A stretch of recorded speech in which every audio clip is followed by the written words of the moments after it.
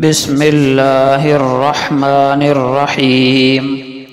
امام ابن القیم رحمۃ اللہ علیہ نے زاد المعاد میں نقل کیا ہے کہ 4 چیزیں رزق کو کھینچ لاتی ہیں۔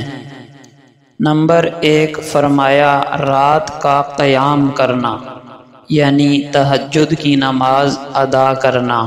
تہجد کی نماز کے جہاں اخروی اور دینی فائدے بہت سارے ہیں، وہاں دنیاوی فائدہ یہ ہے کہ اس سے رزق میں برکت ہوتی ہے۔ آقا علیہ السلام کا پاک ارشاد ہے کہ فرض نمازوں کے بعد اللہ کو سب سے زیادہ محبوب اور پسندیدہ نماز وہ تہجد کی نماز ہے، اور فرمایا تم سے پہلے جتنے بھی اللہ کے نیک لوگ بزرگان دین اور اولیاء گزرے ہیں اور انبیاء گزرے ہیں، ان سب کا مشترکہ وصف تھا تہجد کی نماز، رات کو اللہ کے آگے قیام کرنا، عبادت کرنا۔ اور فرمایا جنت میں کچھ محل ایسے ہیں کرسٹل کے کہ ان کے اندر سے باہر کا اور باہر سے اندر کا سارا نظارہ نظر آتا ہے۔ صحابہ کرام نے پوچھا یا رسول اللہ، ایسے خوبصورت عالی شان اور عمدہ محل کس کے لیے ہیں؟ آپ نے فرمایا جس کے اندر یہ 4 خوبیاں پائی جائیں، ان میں سے چوتھی خوبی یہ ہے کہ رات کو اس وقت نماز پڑھے جب سب لوگ سو رہے ہوں۔ ظاہری بات ہے یہ تہجد کی نماز مراد ہے، اس لیے چاہے 2 رکعت ہی کیوں نہ ہوں، لیکن ہم اس نماز کی پابندی کریں۔ اس نماز کی برکت سے گناہوں سے بچنے کی طاقت پیدا ہوتی ہے، اللہ سے خاص تعلق پیدا ہوتا ہے، اور دنیا کا فائدہ آپ نے سن لیا کہ رزق میں برکت ہوتی ہے۔ دوسری چیز جو رزق کو کھینچنے والی ہے، فرمایا سحری کے وقت استغفار کرنا۔ سحری کے وقت استغفار کرنا اللہ کے نیک بندوں کا محبوب مشغلہ ہے۔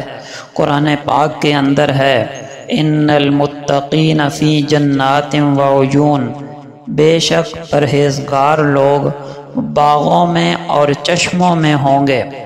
آخذین ما آتاہم ربہم، جو نعمتیں ان کو ان کا رب عطا کرے گا ان کو خوشی خوشی لے رہے ہوں گے۔ کیوں؟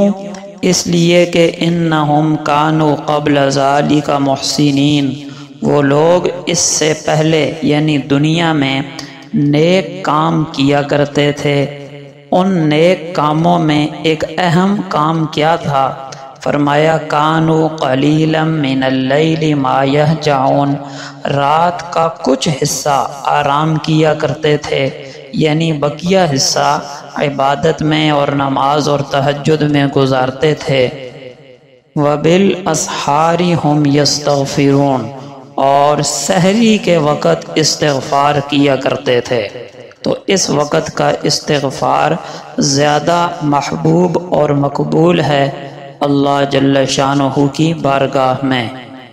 اور ویسے بھی رزق کی برکت کے لیے استغفار بڑا ہی مجرب اور زبردست وظیفہ ہے، اس لیے کہ یہ کسی عامل کا، مولوی پیر کا بتایا ہوا نہیں، خود امام الانبیاء صلی اللہ علیہ وسلم کا بتایا ہوا وظیفہ ہے۔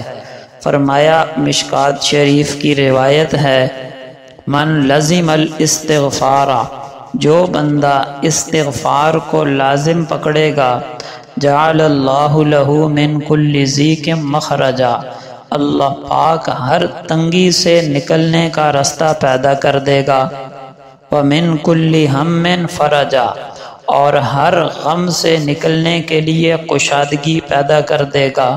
اور تیسرا فائدہ بتایا وَرَزَقَهُ مِنْ حَيْثُ لَا يَحْتَسِبُ، وہاں سے اللہ پاک رزق دے گا جہاں سے بندے کا گمان بھی نہیں ہوگا۔ اس لیے دوسرا عمل رزق میں برکت کا وہ ہے کثرت سے استغفار کرنا۔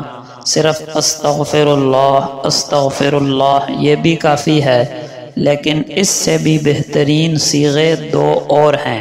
ایک استغفر اللہ ربی من کل ذنب واتوب الیہ، اور دوسرا استغفر اللہ الذی لا الہ الا هو الحی القیوم واتوب الیہ۔ یہ بہترین صیغے ہیں استغفار کے۔ تیسرا عمل جو رزق کو کھینچنے والا ہے، فرمایا پابندی سے صدقہ کرنا۔ صدقے پر اللہ کا وعدہ ہے کہ میں تمہاری روزی میں اضافہ کروں گا۔ قرآن پاک میں ہے یمحق اللہ الربا ویربی الصدقات، اللہ پاک سود کو تو مٹاتا ہے اور صدقات کو بڑھاتا ہے، یعنی جو بندہ اللہ کے لیے صدقہ دیتا ہے اللہ پاک اس کے رزق میں اضافہ کر دیتے ہیں۔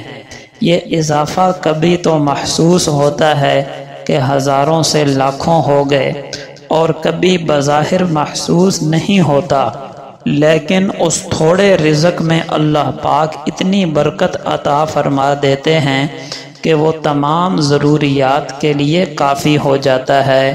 تو استغفار سے بھی رزق آتا ہے، یعنی اس میں برکت ہوتی ہے۔ اور چوتھا اور آخری عمل فرمایا دن کے شروع میں اللہ کا ذکر کرنا۔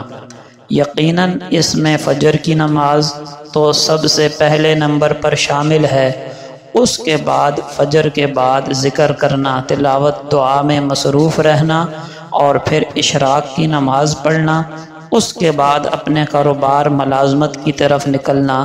جو بندہ اس کا اہتمام کرے گا، یعنی اپنے کاروبار شروع کرنے سے پہلے اپنے رب کو یاد کرے گا، اس کا ذکر کرے گا، فجر کی نماز کی صورت میں، تلاوت دعاؤں کی صورت میں، اشراق کے نوافل کی صورت میں، تو اللہ پاک اس کے رزق میں برکتیں نصیب فرمائیں گے۔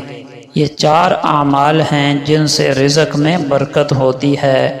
اللہ پاک ہمیں ان پر عمل کرنے کی توفیق نصیب فرمائے، آمین۔